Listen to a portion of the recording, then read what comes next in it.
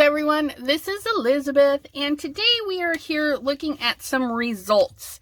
Someone asked after a live if we could use our embossing folders without a die cutting machine. And the die cutting machines, we have, the Gemini Junior, we have the Spellbinders, items that use the plates and a machine to squish everything between. Now, granted, I do have the smaller Cuttlebug, but it is no longer available.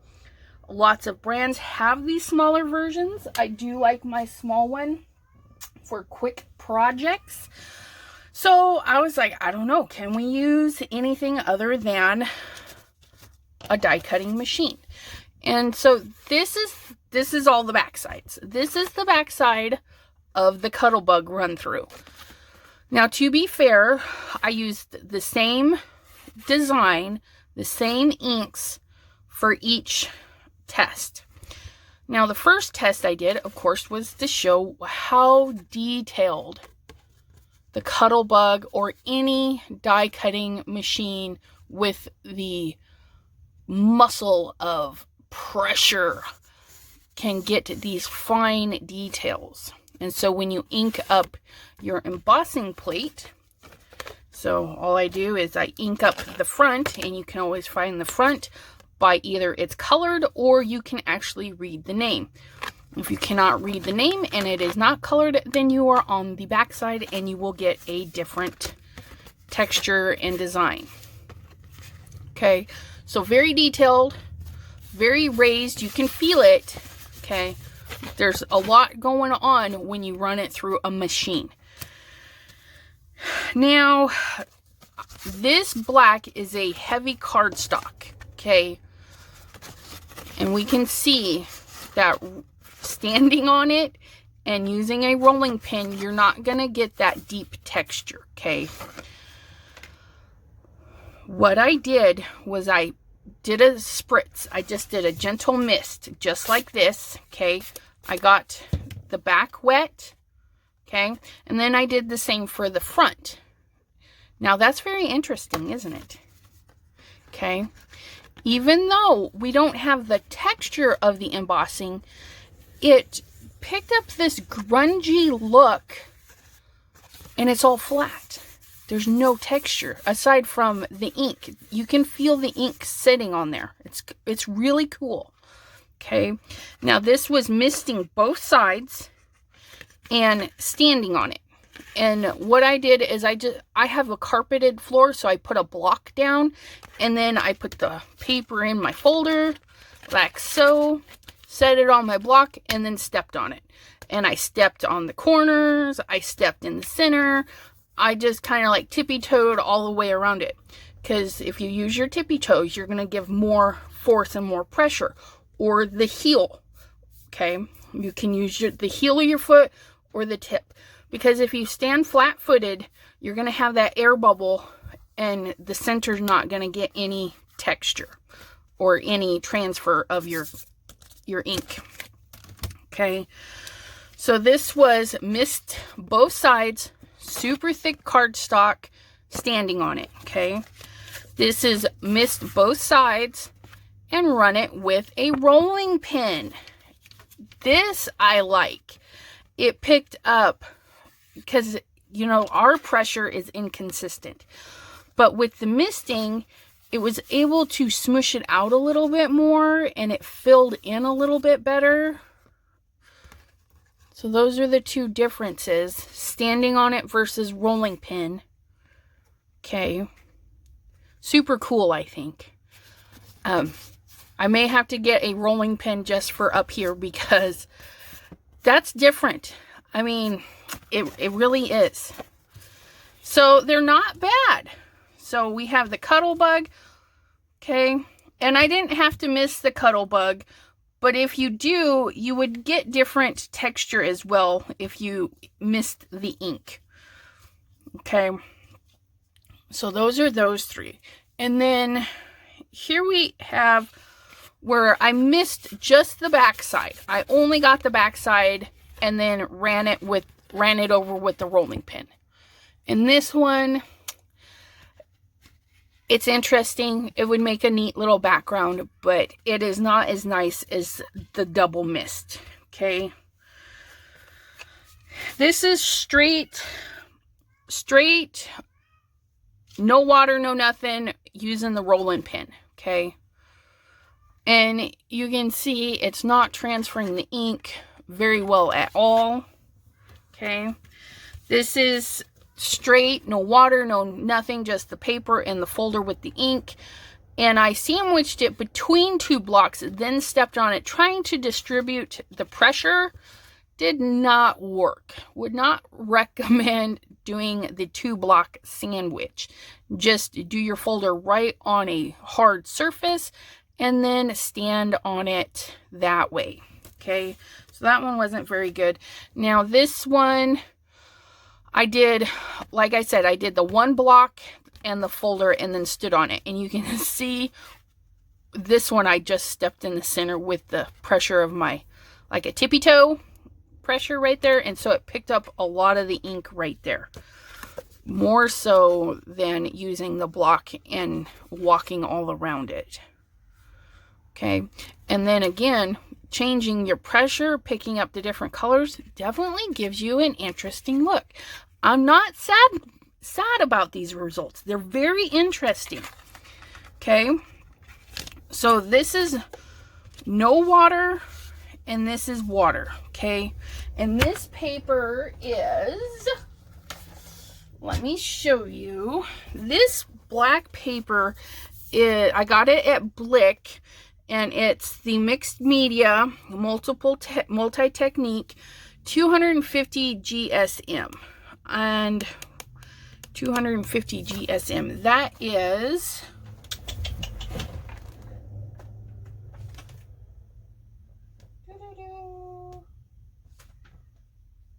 250 GSM. It's gonna be a little over 80 pounds.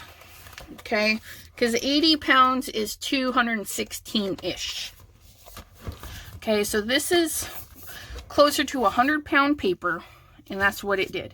And then I don't know how I did that one. Okay, so misting one side with a rolling pin, okay, is even better than just standing on it between 2 blocks.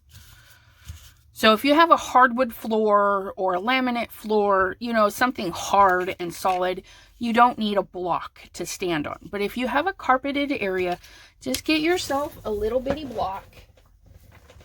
Let me show you what the hubby found in the trash bin. Basically, it's just a wooden, well, this one's a press board, okay?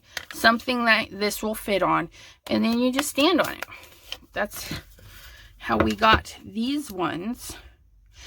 But the rolling pin and the water and the standing with water is definitely better, okay? So those are on the black, and that is pretty thick, okay? So we did go through and we tried different sheets. Copy paper, rolling pin, or copy paper 80 pound and 65 pound. Here, let me do this. Copy 65 and 80. This is ink the plate, put the paper in, rolling pin. And when I did the rolling pin, I rolled it a few times this way, turned it, rolled it a few times that way. I didn't like, no straining involved. If we have to strain to do it, it's not worth doing. Very interesting. It's like somebody haphazardly did a stencil. Like they, you know, were practicing tracing in a stencil, because it picked up the outlines, but it didn't put anything on the inside. Okay, let me get this really good one here. Okay, see how it's got ink all in the center of those squares, and this is void of ink. And I don't know if it's because I used my Simon Hurley's and it is a felt pad or what, but again, not sad by this. It is a totally different texture, super cool, very interesting. Okay, and that was with the rolling pin on copy paper. The rolling pin on 65, same thing. It's not filling in. So, I mean, you could go through, if you're bored, do up a couple of these and then color them in like a color book kind of thing. And here we are. Oops, sorry. This one was the 80. This one is the 65. Same thing. Same thing. Just super interesting. I really dig it. Totally interesting. Even if you have a die cutting machine, you might want to pull out your rolling pin. I mean, that's kind of cool. Okay, so this is straight up rolling pin. And I didn't do the straight up standing because I knew it would be about the same. So what we did was we misted and stood on it. Now, if we look at this is the copy paper, okay? And I'm showing you the back side because that's where we can really see the detail through the color. So your thinner paper is definitely going to pick up the embossing way better, okay? With some misting, and I did mist on both sides. Now, what I found with the copy paper is when I was standing on it, I think the paper shifted. No, not on this one. It shifted on the rolling pin one. You might want to tape your project down, okay? Just so it stays put, especially if you're doing the rolling pin method. But look how nice that turned out. And that was misting both sides of the paper and then standing on it. Okay, we get the nice texture and the detail with our copy paper. This is the super thin paper. Okay. We get a little bit of texture on the 80 pound. And you can see, depending on how you, if the paper was more wet there, or if I gave it more pressure there, I don't know. But again, all this in one go. Okay, I didn't open these up and try again, you know, open and close. No, I just put the paper in, misted, put the paper in, and did the standing. Okay, so we've got multiple textures going on right in there, but the detail is way better than this. Okay, and again, that's with misting.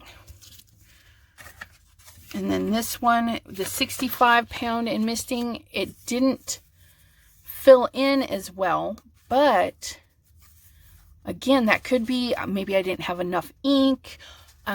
Maybe it wasn't wet enough. Maybe this had more water on it. I mean, different variables are going to change your outcomes. Okay. But it's just really cool. And these ones were all me standing on them. Put it on a block, put it in the thing, and then stand on it. Okay. Now here's the rolling pin. Okay. Misting both sides and hitting it with the rolling pin. And again, let's compare these. Okay. They're very similar. I mean, we get a little bit more pressure here. Okay. But they're very similar. So this one is the rolling pin. Okay. And then we're going to show the rolling pin here.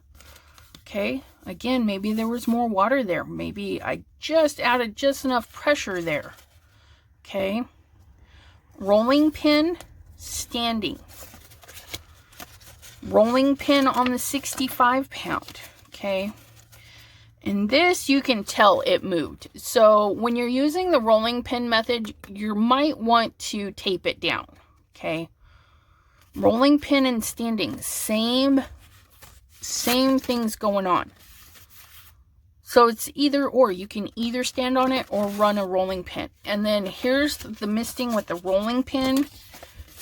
Okay. Very, very similar. High depth in there and everything. This one's the rolling pin.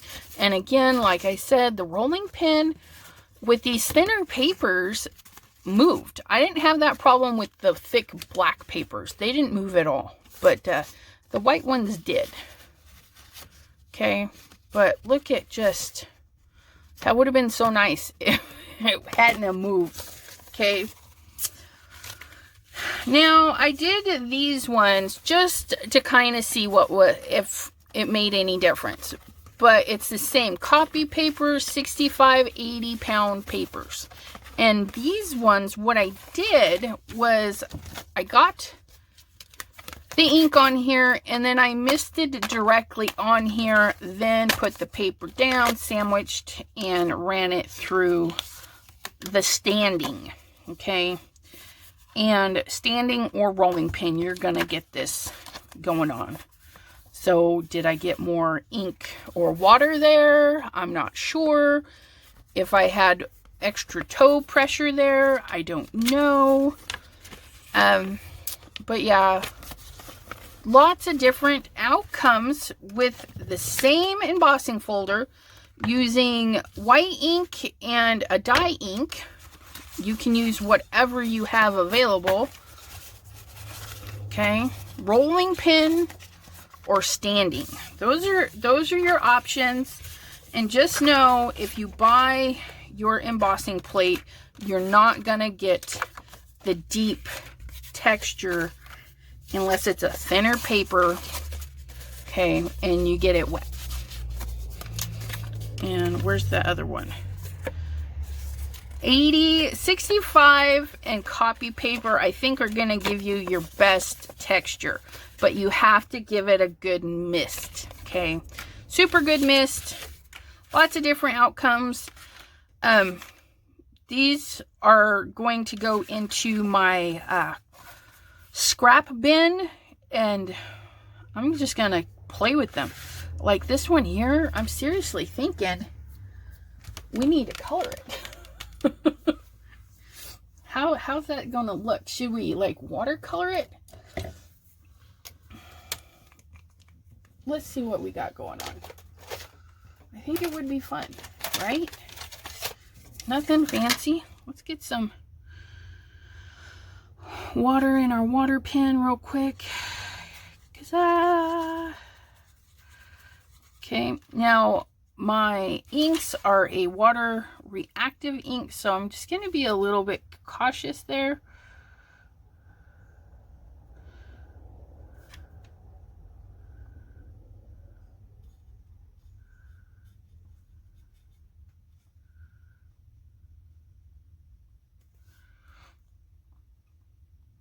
Come on, inky poos.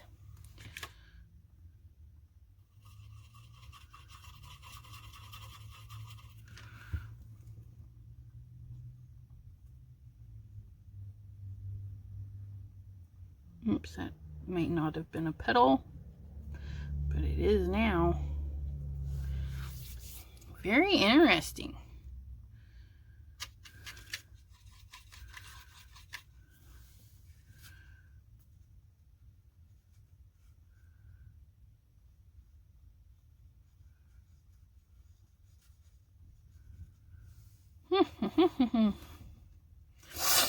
Get a little towel. So yeah, you could definitely go back through and add some interesting happenings.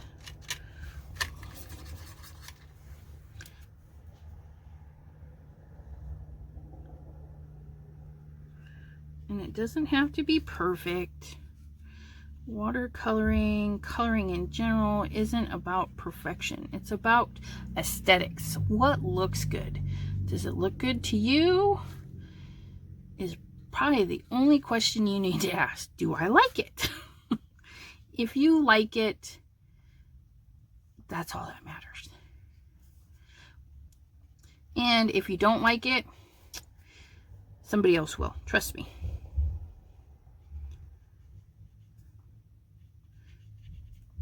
There's always somebody that's going to like what you do, even if you don't like it. Okay, so you can go in and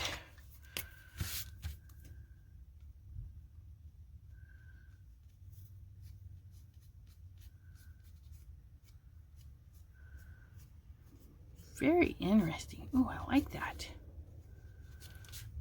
Go in here, do the same thing. And see, I'm not following directly. I don't sketch very well because my hands shake. But I make that shaking work for me. So I do a lot of sketchy drawings. That's usually how it works for me. But you can go through, highlight some stuff. So if your project doesn't turn out the way you want it, set it aside. Pull it out later. Like, I'm going to throw these in my little drawer where I have my ink smooshing, so that when I do something, say like I'm working with some reds. I don't know. I've got some red stuff going on. And I'm like, oh, I've got clean up. Well, I'm going to clean it up with one of these. Okay. And then I've just added color and cleaned my mess. Put this on my dry rack. And another day, maybe I'll pull out some gold paint and I'll pick up some gold paint with that. And then this will be a little background piece. So don't panic if it doesn't go your way, okay? Just let it set and then use it to do some ink smooshing or some pen work. How fun would this be to trace out some bits? Because it's so faint, okay? So if you get your white jelly pen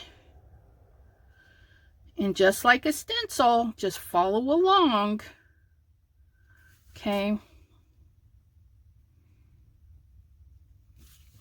You can go in and add that extra detail, okay? That's going to be super cool. I need to finish that now.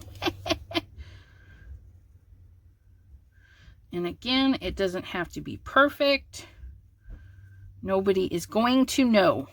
Honest to goodness.